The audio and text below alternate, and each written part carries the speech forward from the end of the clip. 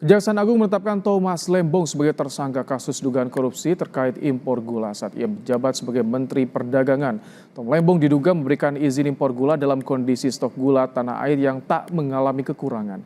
Bagaimana konstruksi hukumnya? Kita akan bahas bersama dengan peneliti Pukat UGM, Zainur Rohman. Selamat petang, Mas Zain. Selamat petang, Mas. Baik, Mas Zain, jadi ini bagaimana konstruksi hukum yang bisa Anda baca ketika kebijakan mengimpor gula dari pemerintah ini bisa dikatakan tindak pidana korupsi? Ya, ini memang pertama kita harus hormati betul apa yang dilakukan oleh Kejaksaan Agung dalam perkara ini, ya. Jadi kita tidak boleh kemudian serta-merta langsung mengatakan dan mengait-ngaitkan dengan faktor politik. Bahwa proses penegakan hukum itu harus kita hormati.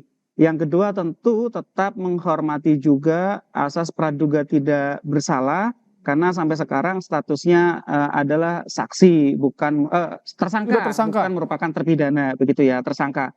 Nah, kalau tadi ditanyakan bagaimana konstruksi hukumnya, ini Kejaksaan Agung menyangka Thomas Lembong ini melakukan tindak pidana korupsi karena memberikan izin untuk impor gula kepada perusahaan-perusahaan yang menurut kejaksaan seharusnya tidak boleh diberikan izin mereka untuk impor. Kenapa demikian? Karena untuk gula jenis tertentu itu hanya bisa dilakukan impor oleh BUMN. Sedangkan di sini BUMN itu menunjuk perusahaan-perusahaan lain juga yang mengimpor untuk atas nama BUMN maupun bahkan perusahaan-perusahaan swasta itu melakukan impor langsung. Artinya di sini kejaksaan melihat bahwa Thomas Lembong ini sebagai menteri di dalam memberikan izin telah melanggar peraturan di internal mereka sendiri mengenai ketentuan untuk impor yang seharusnya juga membutuhkan persetujuan dari Kementerian Perindustrian begitu ya.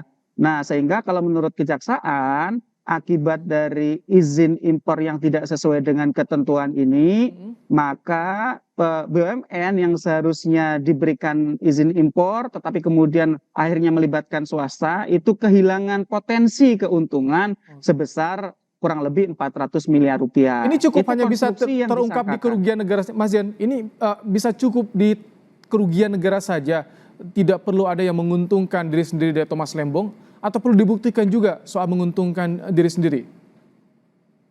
Ya, ini kasus ini nanti akan sangat keras perdebatannya di persidangan.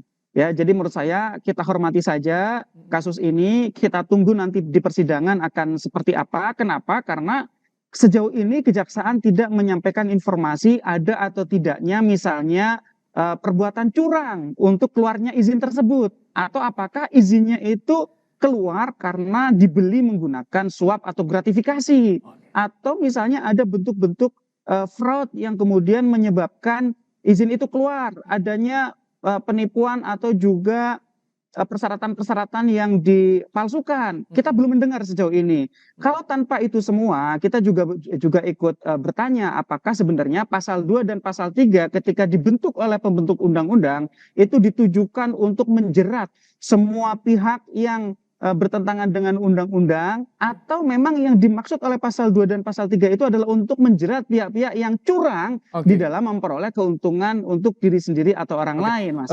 Ini kan sudah lama terjadi peristiwanya di tahun 2015, tahun 2017 BPK sudah mengeluarkan hasil audit. Dari Pukat juga mendapatkan salinan ketika audit impor gula itu.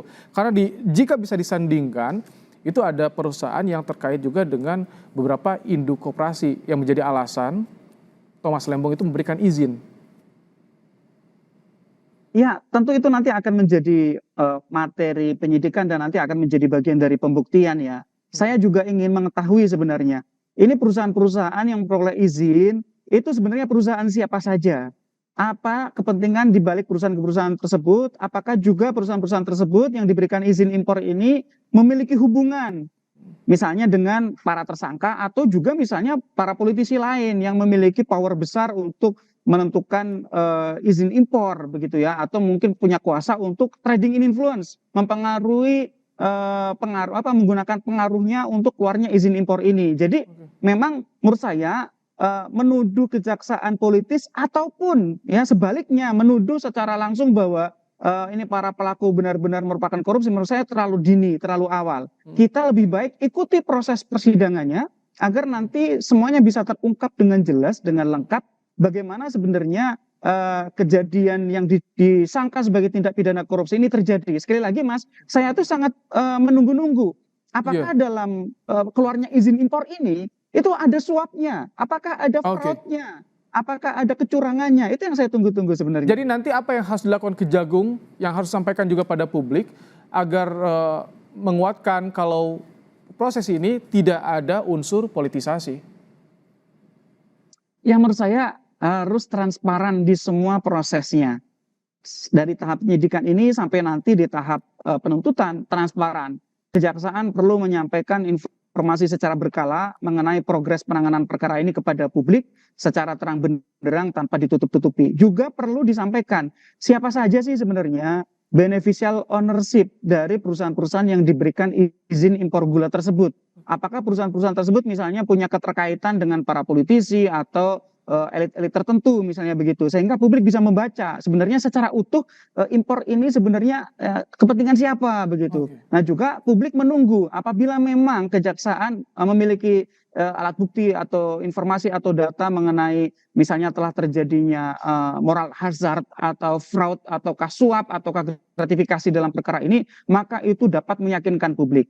Tapi kalau itu memang tidak ada ternyata, maka menurut saya ini nanti akan jadi perdebatan sangat seru seperti dulu kasus Karen Agustiawan di yang tahap pertama, yang Blok Mantagami ditangani oleh kejaksaan waktu itu akhirnya bebas, tetapi ketika ditangani oleh KPK untuk impor LNG itu kemudian menjadi bersalah. Di kasusnya Karen sebagai perbandingan, yang pertama yang Blok Mantagami investasi dianggap merugikan keuangan negara itu, majelis hakim itu membebaskan karena mengatakan bahwa dalam kasus ini tidak ada fraud, tidak ada suap, tidak ada gratifikasi, tidak ada kecurangan, tidak ada Ini yang penipuan. jadi PR Kejaksaan Agung ya Mas Yen, untuk bisa membuktikan dan menyampaikan secara transparan menjadi konstruksi hukum di kasus ini. Terima kasih Mas Yen Nur Rahman, peneliti Pukat UGM dalam program Kompas Petang sore hari ini.